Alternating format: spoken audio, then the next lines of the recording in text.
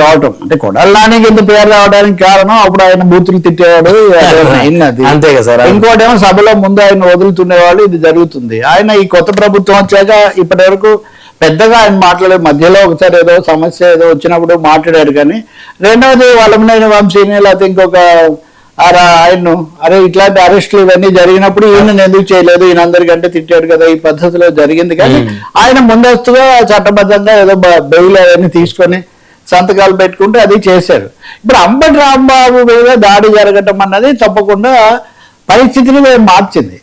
ఖచ్చితంగా ఈ దాడులు తిట్టడం తప్పు, కానీ దాడులు చేసి విధ్వంసం చేస్తే ఇంకా దీన్ని ఎంత కావాలి, దీన్ని ఎలా సమర్థిస్తారనే వాదన వచ్చింది.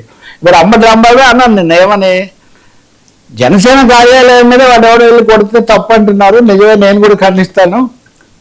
కానీ నా ఇంటి మీద 5 గంటలు వచ్చి అందరు ఎదురుగా పోలీసులు ఎదురుగా జరుగుతుంటే దాన్ని ఎవరు ఆపలేదు, దీనికి ఏమి లేదా, ఇలాంటి ప్రశ్నలు ఆయన అడిగారు.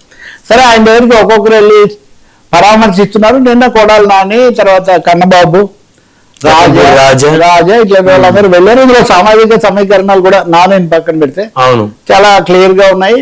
అక్కడ నానే మాట్లాడాడు. ఈ మధ్య నిన్న కూడా మేము ఏదో చర్చ చేసాం.